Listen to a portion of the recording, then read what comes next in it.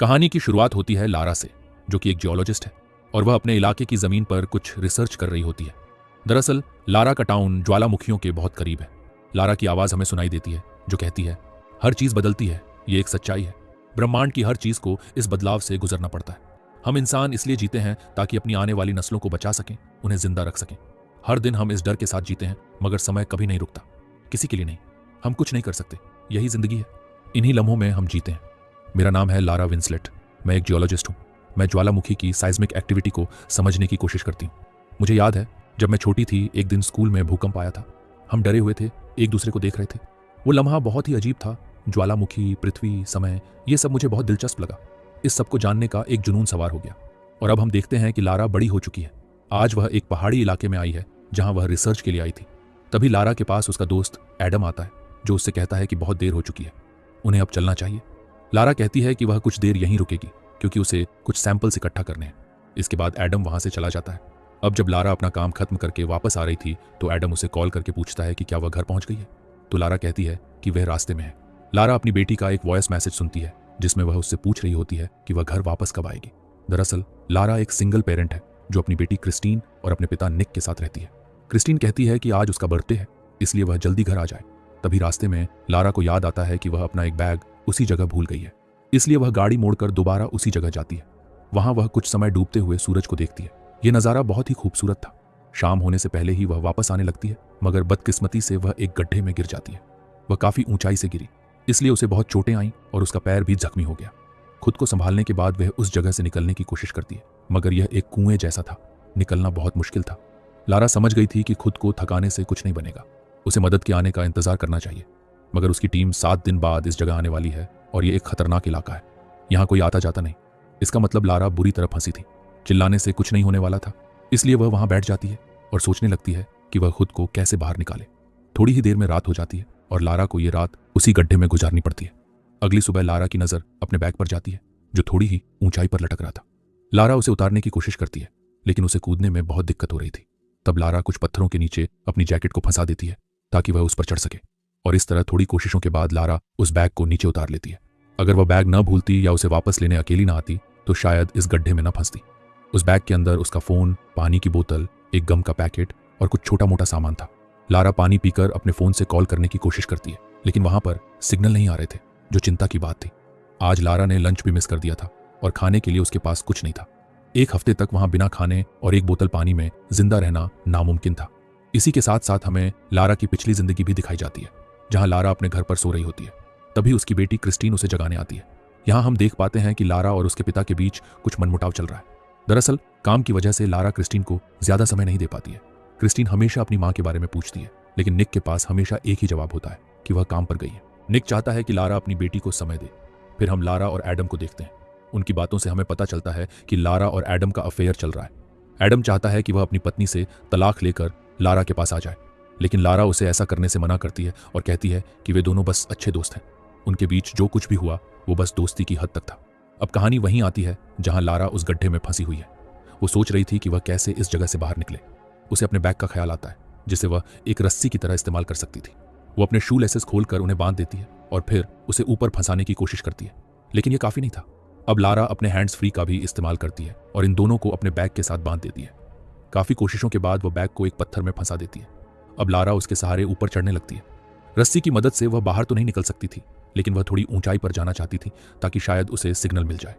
थोड़ा ऊपर जाने पर उसे सिग्नल मिल भी जाते हैं, लेकिन इससे पहले कि वह अपने पिता को कॉल मिलाती, उसकी रस्सी टूट जाती है और नीचे गिरने की वजह से उसका पैर और भी ज्यादा जख्मी हो जाता है। वह दर्द के मारे चिल्लाने लगती है, लेकिन उसकी आवाज सुनने वाला वहां कोई नहीं था। ऐसे ही समय बीतता गया। लारा वहां बैठी थी कि उसे वहां एक सांप नजर आता है, जिसे देखकर वह बहुत डर जाती है। वो सांप वापस से पत्थरों में घुस जाता है। अब अपनी हालत की वजह से लारा बहुत दुखी थी। उसे याद आता है कि कैसे उसने कभी अपने प्यारे लोगों को समय नहीं दिया और अपनी जिंदगी में उसने कितनी गलतियां की हैं। अगर वह अपने परिवार पर ध्यान देती तो आज शायद लारा और उसके पिता के बीच सब कुछ ठीक होता और वो इस खतरनाक हालत में फंसी ही नहीं होती। लारा कहती है, मैं जानती हूं कोई मुझे ढूंढने नहीं आएगा। सबको यही लग रहा होगा कि मैं अपनी हालत से तंग आकर कहीं भाग गई हूं। अब लारा को इस गड्ढे में 3 दिन गुजर चुके थे। उसके पीने का पानी भी बहुत कम था और वह 3 दिन से भूखी थी। लारा को ख्याल आता है कि उसे अपना यूरिन बोतल में भर लेना चाहिए, क्योंकि उसने कई सारी सर्वाइवल कहानियां सुनी हैं जिनमें लोग ऐसा ही करते हैं। लेकिन फिर लारा अपना इरादा बदल देती है क्योंकि वह अपना यूरिन नहीं पीना चाहती थी। अब 3 दिन बाद भी जब एडम का लारा से कोई संपर्क नहीं होता तो उसे उसकी चिंता होने लगती है, लेकिन वह कुछ नहीं जानता कि लारा खतरे में है। उसे भी यही लगता है कि शायद लारा उससे नहीं मिलना चाहती। सीन दोबारा अतीत में जाता है। लारा अपनी बेटी के बर्थडे पर घर आती है। उसे आने में थोड़ी देर हो गई थी, इसीलिए लारा के पिता नाराज थे। लारा क्रिस्टीन को मनाने की कोशिश करती है, जिसके बाद क्रिस्टीन अपने दोस्तों के साथ खेलने चली जाती है। तभी अचानक क्रिस्टीन की तबीयत बिगड़ जाती है, इसलिए लारा उसे जल्दी से अस्पताल ले जाती है। तब हमें पता चलता है कि दरअसल क्रिस्टीन को कोई बीमारी है, जिस वजह से उसे अक्सर अस्पताल लाना पड़ता है।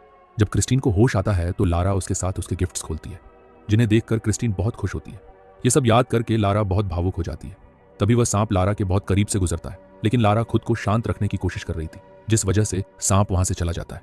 तभी लारा को एक हेलीकॉप्टर की आवाज आती है।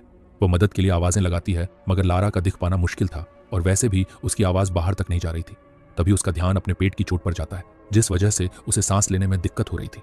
उसे याद आता है कि कैसे जब क्रिस्टीन घबरा जाती थी तो वह उसे सांस लेने में मदद करती थी। लारा खुद भी उसी तरीके से सांस लेने की कोशिश करती है। कुछ समय के बाद वह शांत हो जाती है। दूसरी तरफ हम एडम को देखते हैं, जो लारा से मिलने उसके घर जाता है, लेकिन वहां कोई नहीं होता। एडम को अब शक होता है कि लारा किसी मुसीबत में है, इसलिए वह पुलिस में उसकी मिसिंग कंप्लेन लिखवाता है। उस गड्ढे में फंसी लारा को दिन की धूप और रात की ठंड ने बहुत परेशान किया था। ऊपर से वह 3 दिन से भूखी भी थी और अब तो पानी भी खत्म हो चुका था। अब उसे अपनी मौत सामने ही नजर आ रही थी, बल्कि अब तो 4 दिन पूरे होने वाले थे। रात में जब उसे सांप की आवाज आती है तो उसने अपने पास एक पत्थर रख लिया ताकि वह उस सांप को मार सके। लारा कहती है कि उसे जिंदा रहने के लिए सांप को मारना होगा, उसका सांप से कोई दुश्मनी नहीं है। अगली सुबह पुलिस को लारा की गाड़ी मिलती है, इसलिए वे एडम को वहां बुलाते हैं। एडम निक को कॉल करके बताता है कि लारा गायब है, लेकिन निक कहता है, मुझे माफ करना, मैं वहां नहीं आ सकता। और वो उस समय समंदर के बीच अपनी बोट पर था। वहीं दूसरी तरफ लारा को अब हेलुसिनेशंस होने लगे थे। वो अपने सामने खुद को देखती है, अपने एक अलग रूप को, जो उससे कहता है कि तुमने हमेशा सिर्फ अपने काम को अहमियत दी और आज तुम्हें इस बात का अफसोस है कि तुमने अपने प्यारों के साथ समय क्यों नहीं बिताया। ये सुनकर लारा रोने लगती है। थोड़ी देर बाद उसकी आंख लग जाती है, लेकिन अचानक भूकंप आने की वजह से वो घबराकर उठ जाती है। ऊपर से छोटे पत्थर नीचे गिर रहे थे, जिनसे लारा बुरी तरह जख्मी हो सकती थी, लेकिन लारा किसी तरह खुद को बचा लेती है। वह समझ जाती है कि उसे बचाने कोई नहीं आएगा, इसलिए उसे खुद ही ऊपर चढ़ने की कोशिश करनी होगी। वह अपने जख्मी पैर के साथ ऊपर चढ़ने की कोशिश तो करती है, लेकिन थोड़ा ऊपर चढ़ने के बाद उसका हाथ फिसल जाता है और वह दोबारा नीचे गिर जाती है। इस बार उसके पैर की चोट और भी बढ़ गई थी, लेकिन लारा कहती है कि यह चोट उसे ज्यादा तकलीफ नहीं दे रही, बल्कि उसे सबसे ज्यादा तकलीफ इस बात की है कि वह अपने परिवार के साथ नहीं है। अब उसी रात हम एडम को देखते हैं, जो उस गड्ढे के पास पहुंच गया था।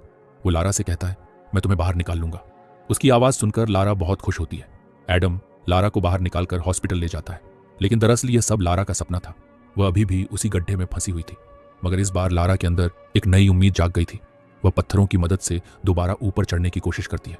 थोड़ा ऊपर चढ़ने के बाद वह आराम करने के लिए रुक जाती है और देखती है कि वो सांप अब नीचे ही रेंग रहा था। लारा अपनी जैकेट फेंक कर उसे भगा देती है। उसके चले जाने के बाद लारा खुद भी नीचे आ जाती है। वह जानती थी कि ऊपर चढ़ने के लिए उसे हिम्मत चाहिए होगी, लेकिन 5 दिन की भूख प्यास के बाद वह बेहोश हो रही थी। इससे पहले कि वह दोबारा गिरकर अपना पैर पूरी तरह से तोड़ दे, तुरंत वह नीचे आ जाती है।